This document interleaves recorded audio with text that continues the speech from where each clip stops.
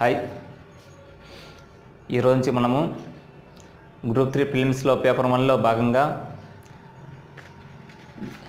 ఆంధ్రప్రదేశ్ పునర్వ్యవస్థీకరణ చట్టం 2014 సంబంధించిన సిలబస్ ప్రకారం క్లాసెస్ స్టార్ట్ చేద్దాం. ఈ క్లాసెస్లో మనకి కంపల్సరీ ఇంపార్టెంట్ టాపిక్స్, ఎగ్జామ్స్కు ఎలాంటి క్వశ్చన్స్ అడుగుతున్నారు, ఏ టాపిక్స్ నుంచి క్వశ్చన్స్ వస్తాయి అనే ఉద్దేశంతో క్లాసులు స్టార్ట్ చేసి ఈ సిలబస్ను కంప్లీట్ చేద్దాం అన్నమాట. ఇప్పుడు ఏపీ బిఫర్కేషన్ యాక్ట్ 2014 అంటే ఆంధ్రప్రదేశ్ పునర్వ్యవస్థీకరణ చట్టం నుంచి లాస్ట్ ఇయర్ ఎక్కువగా పరిచ్ఛేదనం గురించి వాటి గురించి ఎక్కువ టాపిక్స్ వచ్చాయి. ముందు ఇప్పుడు ఫస్ట్ క్లాసెస్ వాటి గురించి మనం డిస్కస్ చేద్దాము. ఆ ఇంపార్టెంట్ టాపిక్స్ నుంచి మనం ఒక 4 to 5 క్లాసెస్ వరకు చాలా ఇంపార్టెంట్ డిస్కస్ చేద్దాం ఈ సిలబస్ నుంచి. ఇప్పుడు ఈ ఫస్ట్ క్లాస్లోకి వస్తే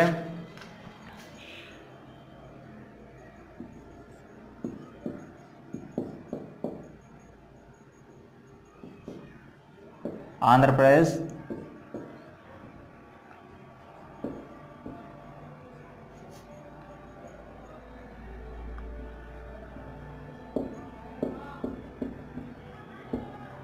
పునర్వ్యవస్థీకరణ చట్టం 2014.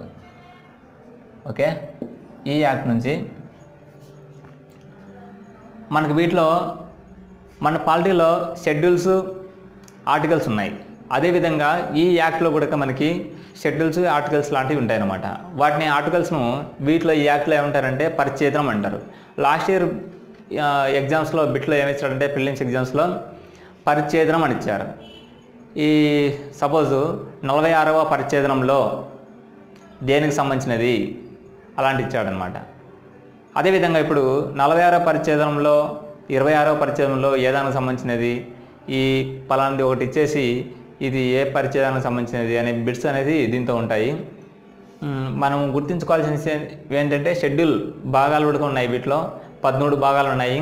13 భాగాల నుంచి దాదాపు 108 వరకు ఆర్టికల్స్ ఉన్నాయన్నమాట. అంటే ఆర్టికల్స్ పరిచ్ఛేదనాలు ఆర్టికల్స్ అనేది నోటిఫై చేసుకుంటే సరిపోతుంది. వీటి ద్వారా మనము గుర్తుంచుకోవాల్సి ఉంటుంది అన్నమాట. మనం ముఖ్యంగా మార్చి 1, 2014 శనివారం రోజు, మార్చి 1, 2014 శనివారం రోజు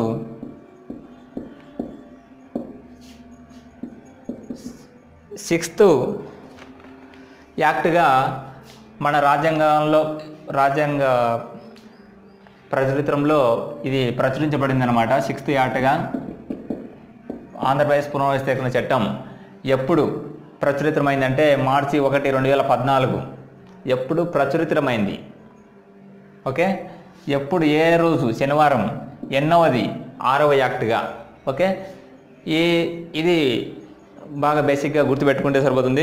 వీటిలో షెడ్యూల్ ప్రకారం చూస్తే ఫస్ట్ షెడ్యూల్లో అంటే తెలుగులో భాగం అంటారు, భాగం 1లో షెడ్యూల్ అనమాట. షెడ్యూల్ 1లో ఫస్ట్ వచ్చేసి దేనికైనా ప్రవేశకు వస్తుంది. ఆర్టికల్స్ ఇది పాలిటీలో అయినా ఏదైనా కానీ ఫస్ట్ ప్రవేశకు వస్తుంది. ప్రవేశక అంటే మొదటి భాగంలో ప్రవేశక. వీటిలో ఫస్ట్ ఆర్టికల్ లేదా మొదటి పరిచ్ఛేదనం అంటారు. ఆర్టికల్ లేదా పరిచ్ఛేదం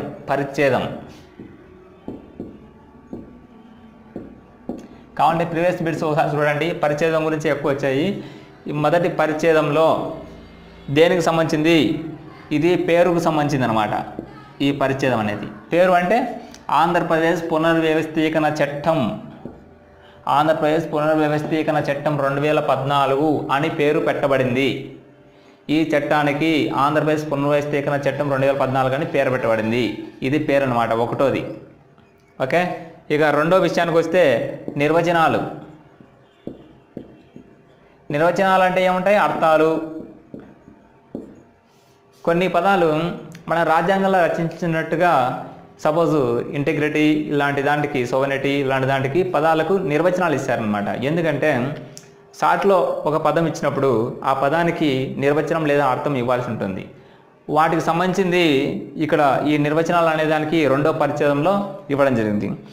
ఆ నిర్వచనాల్లో ముఖ్యంగా అపాయింటెడ్ డే ఒకటోది. ఆ నిర్వచనాల్లో ఒకటోది వచ్చేసి అపాయింటెడ్ డే అనమాట. ఈ అపాయింటెడ్ డే అంటే ఏంది? అపాయింటెడ్ డే అంటే ప్రకరణ ప్రకారం మామూలుగా వచ్చేసి అవతరణ దినం అంటారనమాట. అపాయింటెడ్ డే అవతరణ దినం ఎప్పుడు వస్తుంది? జూన్ 2, 2014. ఓకే, ఇది అవతరణ దినం. అపాయింటెడ్ డే ఎప్పుడు? జూన్ 2, 2014. ఈ నిర్వచనాల్లో మనకు ఏమేమి ఇచ్చాడు? సపోజు 2వ పరిచ్ఛేదంలో నిర్వచన భాగంలో కింది వాటిలో ఏమి నిర్వచన పదాలకు సంబంధించింది ఏవి ఇచ్చాడంటే, ఒక్కొక్కటి appointed day, article, assembly, council, parliamentary నియోజకవర్గాలు, ఎన్నికల కమిషన్, ప్రస్తుత రాష్ట్రం, లా, జనాభా నిష్పత్తి, సిట్టింగ్ మెంబర్, సక్సెస్ స్టేట్, ఇలాంటివి వరుసగా ఇవ్వడం జరిగిందనమాట. వీటి గురించి మనం డిస్కస్ చేద్దాం. ఈ నిర్వచనాల్లో అపాయింటెడ్ డే అంటే అవతరణ దినం అని అర్థం, అంటే జూన్ 2, 2014 అని అర్థం. ఇంకోటి రెండోది వచ్చేసి ఆర్టికల్ అని ఇవ్వడం ఉంది. ఆర్టికల్ అంటే మనకు రాజ్యాంగంలోని ప్రకరణ. ఆర్టికల్ అంటే రాజ్యాంగంలోని ప్రకరణ. మూడోది అసెంబ్లీ, కౌన్సిల్ మరియు పార్లమెంటరీ నియోజకవర్గాలు, అంటే ప్రజా ప్రాతినిధ్య చట్టం 1950 కింద ఈ నియోజకవర్గాలు అనేది వస్తాయన్నమాట. ప్రజా ప్రాతినిధ్య చట్టం 1950 కింద ఈ assembly and council and parliamentary నియోజకవర్గాలు అనేది రావడం జరుగుతుంది. అసెంబ్లీ, కౌన్సిల్ అండ్ వాని నియోజకవర్గాలు వేడి ద్వారా అంటే ప్రజా ప్రాతినిధ్య చట్టం 1950 ద్వారా అనేది నోటిఫై చేసుకోవాలి. ఓకే, ఇంకా నాలుగోది వచ్చేసి ఎన్నికల కమిషన్. ఎన్నికల కమిషన్ని 324 ఆర్టికల్ ప్రకారం, మనం రాజ్యాంగంలో 324 ఆర్టికల్ ప్రకారము రాష్ట్రపతి ఎన్నికల కమిషన్ నియమించాడు అనమాట. ఓకే, రాష్ట్రపతి 324 ఆర్టికల్ ప్రకారము ఎన్నికల కమిషన్ నియమించాడు ఎన్నికల సంఘాన్ని. ప్రస్తుత రాష్ట్రం అంటే ఆ రాష్ట్రం ఏదైనా కావచ్చు. ప్రస్తుత రాష్ట్రం అంటే ఉమ్మడి ఆంధ్రప్రదేశ్ అని అర్థం. ప్రస్తుత రాష్ట్రం అనే పదానికి నిర్వచనం. లా అంటే న్యాయం అందించడం. ఇంతకుముందు ఆంధ్రప్రదేశ్ రాష్ట్రానికి ఎలాంటి న్యాయాన్ని అందించారో ఇక ముందు కూడా ఆంధ్రప్రదేశ్ రాష్ట్రానికి అలాంటి న్యాయాన్ని అందించడం అని అర్థం. ఇక జనాభా నిష్పత్తి, ముఖ్యంగా మనకి వీటి నుంచి బిట్టు కంపల్సరీ డ్యామ్స్ అడిగే అవకాశం అయితే ఉందన్నమాట. ఈ గ్రూప్ 1, గ్రూప్ 2, గ్రూప్ 3 ప్రిలిమ్స్లో ఏదంతైనా అడగచ్చు. మన జనాభా నిష్పత్తి 2011 లెక్కల ప్రకారము దీంతో జనాభా నిష్పత్తి అనేది ఏదంత ఉంది? 7వ అంటే 2వ పరిచ్ఛేదంలోనే ఉండేది. 2వ పరిచ్ఛేదంలో 7వ సెక్షన్, 2వ పరిచ్ఛేదంలో 7వ సెక్షన్లో జనాభా నిష్పత్తి అనేది ఉందన్నమాట. గుర్తుపెట్టుకోవాలి. జనాభా నిష్పత్తి అనేది ఏపీ మరియు తెలంగాణ ఎంత ఉంది అంటే ఏపీ వచ్చేసి 58.32 ఇస్టు తెలంగాణ 41.68. ఇది ఇంపార్టెంట్, చాలా ఇంపార్టెంట్. 2011 లెక్కల ప్రకారము ఆంధ్రప్రదేశ్ పునర్వ్యవస్థన చట్టం 2014 ప్రకారము 2వ పరిచ్ఛేదంలోని 7వ సెక్షన్ ప్రకారము జనాభా నిష్పత్తి ఆంధ్రప్రదేశ్ మరియు తెలంగాణలో నిష్పత్తి ఎంత? 58.32, 41.68. కన్ఫ్యూజన్లో తిప్పి ఇవ్వచ్చు, లేదంటే 57.30 ఇవ్వచ్చు, 42 సంథింగ్ ఇవ్వచ్చు. ఓకే, అలాంటివి లేకుండా 58, 41 అనేది నోటిఫై చేసుకోండి. ఓకే, ఇప్పుడు జనాభా నిష్పత్తి అనేది ఆంధ్రప్రదేశ్ పునర్వ్యవస్థీకరణ చట్టంలో ఏ పరిచ్ఛేదము? 2వ పరిచ్ఛేదము. 2వ పరిచ్ఛేదంలో ఏ సెక్షను? 7వ సెక్షను అనేది ఇంపార్టెంట్. ఓకే, అదేవిధంగా జనాభా నిష్పత్తి పోతే సిట్టింగ్ మెంబర్ గురించి మనం తెలుసుకోవాలి. వీటిలో నిర్వచనం ప్రకారం సిట్టింగ్ మెంబర్ అంటే పార్లమెంట్లో కానీ అసెంబ్లీలో కానీ అవతరణ దినానికి ముందు సభ్యుడిగా ఉన్న వ్యక్తిని సిట్టింగ్ మెంబర్ అంటారనమాట. పార్లమెంట్లో కానీ అసెంబ్లీలో కానీ ఈ మన రాష్ట్ర అవతరణ దినానికి ముందు సిట్టింగ్ మెంబర్గా సభ్యుడిగా ఉన్న వ్యక్తిని సిట్టింగ్ మెంబర్ అంటారు. సక్సెస్ స్టేట్ అంటే అది ఏపీ కావచ్చు, తెలంగాణ కావచ్చు. సక్సెస్ స్టేట్ అని ఒక నిర్వచనానికి అది ఆంధ్రప్రదేశ్ కావచ్చు, తెలంగాణ కావచ్చు, దాన్ని సక్సెస్ స్టేట్ అని నిర్వచించడం అయితే జరిగిందనమాట. ఇక ట్రెజరీ అనడం కూడా ఒక పదం ఉంది నిర్వచనం. ఆ ట్రెజరీ అనే పదం కూడా దానికి ప్రభుత్వ కోశం అంటారనమాట. తెలిసిందే మనకి ట్రెజరీ అంటే ఏమిటి, ప్రభుత్వ కోశం. ఓకే, చాలా సింపుల్ క్వశ్చన్. ఇది భాగం 1కు సంబంధించిన ఒక 2 పరిచ్ఛేదనాల గురించి మనం డిస్కస్ చేసాం.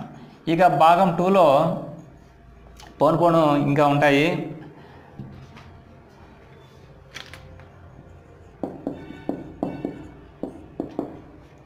భాగం 2 అంటే ఏంది? భాగం 2లోనే ఆంధ్రప్రదేశ్ పునర్వ్యవస్థీకరణ అని ఇచ్చాడు. ఆంధ్రప్రదేశ్ పునర్వ్యవస్థీకరణ. ఓకే,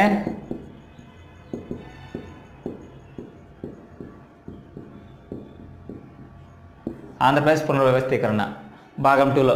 భాగం 1లో ప్రవేశిక, భాగం 2 ఆంధ్రప్రదేశ్ పునర్వ్యవస్థీకరణ. వాటిలో భాగం 1లో 2 పరిచ్ఛేదనాలు ఉన్నాయి.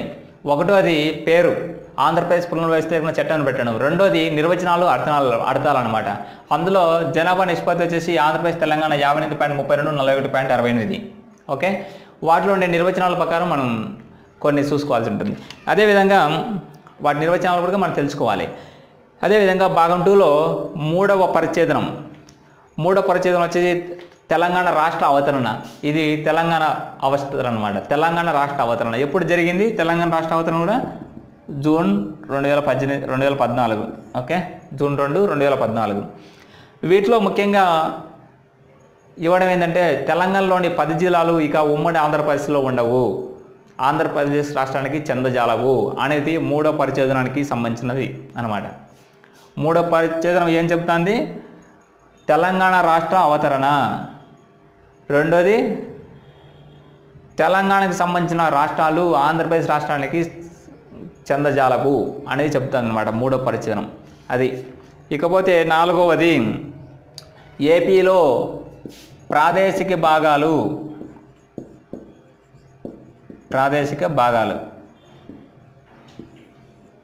ఏపీలో ప్రాదేశిక భాగాలు అంటే ఏముంటాయి? తెలంగాణలో ఉండే 10 డిస్ట్రిక్ట్స్, కొన్ని ఇంకా బుర్గంపాడు లాంటి ముంపు ప్రాంతాల్లో తప్పించి మిగతా మిగతా డిస్ట్రిక్ట్స్ అన్ని ప్రాదేశిక భాగాలు, ఏపీకి సంబంధించిన ప్రాదేశిక భాగాలు అంటారనమాట. ఇది 4వ ఆర్టికల్ వచ్చేసి ఏపీ యొక్క ప్రాదేశిక భాగాలకు అర్థం. ఓకే, 5వ ఆర్టికల్ వచ్చేసి ఉమ్మడి రాజధాని హైదరాబాదు 10 ఇయర్స్కి ఉండాలని అప్పుడు చెప్పడం జరిగింది. 10 ఇయర్స్ తర్వాత మన కొత్త రాజధాని ఇవ్వాలనేసి ఉద్దేశంతో ఉన్నది అనమాట. ఈ 10 ఇయర్స్ ఇవ్వాలనేది ఉద్దేశం ఏంటంటే హైదరాబాద్ యాక్ట్ 1956 ప్రకారము అనౌన్స్ చేయడం జరిగింది. ఓకే, ఇదేది 5వ పరిచ్ఛేదనం అనమాట, 10 ఇయర్స్ వరకు ఉండాలనేసి. ఇక 6వది ఏంటంటే నూతన రాజధానికి నిపుణుల సంఘం. ఇప్పుడు కొత్తగా అమరావతి మనం కడుతున్నాం కదా, ఆంధ్రప్రదేశ్కి ఒక 6 నెలల్లో ఆంధ్రప్రదేశ్ పునర్వ్యవస్థీకరణ చట్టం వచ్చిన తర్వాత 6 నెలలలోపు మనకి నిపుణుల సంఘాన్ని ప్రవేశపెట్టాలనేసి మనకు చెప్పడం జరిగిందనమాట 6వ పరిచ్ఛేదనం ద్వారా. ఇక 7వ పరిచ్ఛేదనం, వీటి ద్వారా గుర్తుపెట్టుకోండి. 1వ పరిచ్ఛేదనం పేరు, 2వ పరిచ్ఛేదనము నిర్వచనాలు, 3వ పరిచ్ఛేదనము తెలంగాణ రాష్ట్ర అవతరణ, 4వ పరిచ్ఛేదనము ఆంధ్రప్రదేశ్ ప్రాదేశిక భాగాలు, 5వ పరిచ్ఛేదనము హైదరాబాద్ స్టేట్ను 10 ఇయర్స్ వరకు ఇవ్వడం, 6వ ఉమ్మడి ఆంధ్రప్రదేశ్కి. అదేవిధంగా 6వ పరిచ్ఛేదనము కొత్త రాజధాని కోసము, ఆంధ్రప్రదేశ్ యొక్క కొత్త రాజధాని కోసము నిపుణుల సంఘాన్ని పెట్టడం అనమాట. 7వ పరిచ్ఛేదనము ఏపీకి ఆంధ్రప్రదేశ్కి ఉమ్మడి గవర్నర్ అనమాట. 7వ పరిచ్ఛేదన ప్రకారం ఉమ్మడి గవర్నర్గా ఉండాలన్నమాట. ఇతనే అన్ని ఉమ్మడి గవర్నర్గా 2 రాష్ట్రాలకు ఉమ్మడి గవర్నర్గా ఉండడం. 8వ వచ్చేసి ఉమ్మడి రాజధాని రక్షణ బాధ్యతలను వచ్చేసి ఉమ్మడి గవర్నర్ తీసుకుంటాడు అన్నమాట బాధ్యతలు. 8వది కూడా గవర్నర్కి సంబంధించిన విధులు ఉమ్మడి రాష్ట్రాలకి గవర్నరే, రక్షణ వ్యవహారాలు కూడా గవర్నరే తీసుకుంటాడు. ఈ గవర్నరు తెలంగాణ మంత్రులతో సలహా తీసుకొని కానీ లేకుంటే వాళ్ళని సంప్రదించి ఒక నిర్ణయం తీసుకుంటాడు అనమాట. ఒకవేళ తీసుకోకపోయినా కానీ గవర్నర్కు ఆ విచక్షణారహితం, అదే గవర్నర్కి ఆ అధికారం అయితే ఉందన్నమాట. ఒకవేళ సలహాలు తీసుకోకపోయినా కానీ, ఎటువంటి సలహాలు తీసుకోకపోయినా. దీని ప్రకారం గవర్నర్కు ఇద్దరిని సలహాదారులను నియమించడం జరిగింది. గవర్నర్కి ఎంతమంది సలహాదారులను నియమించడం జరిగింది? ఇద్దరిని. గవర్నరు తెలంగాణ మంత్రులతో కలిసి నిర్ణయం తీసుకోకపోవచ్చు. వాటిని అడిగే అధికారం మిగతా వాళ్ళకి లేదు. అది గవర్నర్కు ఉన్న అధికారాలు. 7 ఉమ్మడి గవర్నరు, ఉమ్మడి ఆంధ్రప్రదేశ్ గవర్నరు, ఉమ్మడి రాష్ట్రాలకి. 8 వచ్చేసి గవర్నర్కి సంబంధించిన విధులు అనమాట. ఇక 9 వచ్చేసి 2 రాష్ట్రాలకు కేంద్ర బలగాల సాయం. పోలీస్ వ్యవస్థ ద్వారా 2 రాష్ట్రాలకి ఒక 3 సంవత్సరాల వరకు ఈ 9వ ఆర్టికల్ ప్రకారం పోలీస్ వ్యవస్థ అనమాట. ఇది అంటే బలగాలు అంటారు. కేంద్ర బలగాలు 2 రాష్ట్రాలకి ఇవ్వడం, కేంద్రం నుంచి బలగాలని 3 సంవత్సరాల పాటు వరకు. తర్వాత ఎవరి రాష్ట్రాలకు వాళ్ళకి పోలీసు వ్యవస్థని మార్చడం జరుగుతుందన్నమాట. ఇది జరిగినది. ఇక 10వ వచ్చేసి తొలి షెడ్యూల్ని మార్చారనమాట. 10వ పరిచ్ఛేదం వచ్చేసి రాజ్యాంగంలోని తొలి షెడ్యూల్ని మార్చారు. రాజ్యాంగంలోని తొలి షెడ్యూల్ను మార్చిన పరిచ్ఛేదం ఏది? 10వది. ఓకే, ఫస్ట్ షెడ్యూల్ సవరణ అమెండ్. ఫస్ట్ షెడ్యూల్ను అమెండ్ చేసినది 10వది. ఇక 11వది, ఈ భాగంలో 11వది వచ్చేసి రాష్ట్రాలకు సంబంధించిన సరిహద్దులు, తెలంగాణ మరియు ఆంధ్రప్రదేశ్ రాష్ట్రాలకు సంబంధించిన సరిహద్దులు వాటి ఇష్టప్రకారంగా మార్చుకోవచ్చును. ఆ రాష్ట్రానికి సంబంధించిన ప్రదేశము మరియు సరిహద్దులు వాటి ఇష్టప్రకారంగా మార్చుకోవచ్చు. ఇది ప్రదేశం సరిహద్దుకు సంబంధించింది. రాష్ట్ర ప్రదేశము సరిహద్దు. ఇది ఇప్పుడు 2 భాగాలకు 11 ఆర్టికల్స్కు డిస్కషన్ అనమాట ఈ లెసన్ నుంచి. వీటిలో ఒకటో ఆర్టికల్ ఏంది? 1వ భాగంలోనే 1వ ఆర్టికల్ పేరుకు సంబంధించింది. 2వ ఆర్టికల్ నిర్వచనాలు, వాటిలో ఏపీ తెలంగాణ నిష్పత్తి అది. అదేవిధంగా 2వ భాగంలో 3వ పరిచ్ఛేదం వచ్చేసి తెలంగాణ రాష్ట్ర అవతరణ. 4వ భాగం వచ్చేసి ఏపీ ప్రాదేశిక భాగాలు. 5వ భాగం వచ్చేసి హైదరాబాద్ స్టేట్ను 10 years వరకు ఉమ్మడి రాజధానిగా ఉండడం. ఇకపోతే 6వ రాజధాని వచ్చేసి కొత్త రాజధానికి నిపుణుల సంఘాన్ని ఏర్పాటు చేయడం. కొత్త రాజధానికి నిపుణుల సంఘాన్ని ఏర్పాటు చేసిన పరిచయం ఏంటంటే 6వది. ఓకే, గవర్నర్కి సంబంధించిన విధులు వాటికి సంబంధించినది 7-8 పరిచ్ఛేదనాలు. గవర్నర్కి సంబంధించినది 7-8 పరిచ్ఛేదనాలు గుర్తుపెట్టుకుంటే సరిపోతుంది. ఇక పోలీస్ శాఖకు సంబంధించింది, కేంద్ర బలగాలకు సంబంధించినది 9వది. ఇక ఫస్ట్ షెడ్యూల్ సవరణ అమెండ్మెంట్ చేసినది ఏంటంటే 10వది. ఇక ప్రదేశము సరిహద్దులకు సంబంధించినది, ఏ స్టేట్కి సంబంధించింది వాటికి పూర్తి అధికారం ఉంటుంది అనేది 11వ పరిచ్ఛేదం అనేది చాలా ఇంపార్టెంట్. 11వ పరిచ్ఛేదం ఇంపార్టెంట్, 10వ పరిచ్ఛేదం ఇంపార్టెంట్. ఓకే, ఈ 2 నోట్ పెట్టి చేసుకోవాలి. ఇవన్నీ ఇంకోసారి కావాలంటే నోట్ చేసుకోండి, వినండి. ఇది ఫస్ట్ క్లాస్ నుంచి చాలా ఇంపార్టెంట్. వీటి నుంచి మనం ఆంధ్రప్రదేశ్ పునర్వ్యవస్థీకరణ చట్టం నుంచి మనం ఇంకొన్ని క్లాసులు ఇంపార్టెంట్ టాపిక్స్ మాత్రం మనం డిస్కస్ చేద్దాం. కంపల్సరీ వీటి నుంచి క్వశ్చన్స్ అయితే మినిమం 10 క్వశ్చన్స్ అయితే వస్తాయి అన్నమాట. వీటి నుంచి ఒక 3 to 4 క్లాసెస్. అదేవిధంగా ఈ పరిచ్ఛేదనాల గురించి 108 పరిచ్ఛేదనాలు, అదేవిధంగా ఈ 13 షెడ్యూల్స్ నుంచి కంపల్సరీ 10 క్వశ్చన్స్ వరకు రీచ్ కావచ్చు. 10 కాకుండా 8 or 10 questions guarantee. Okay, thank you.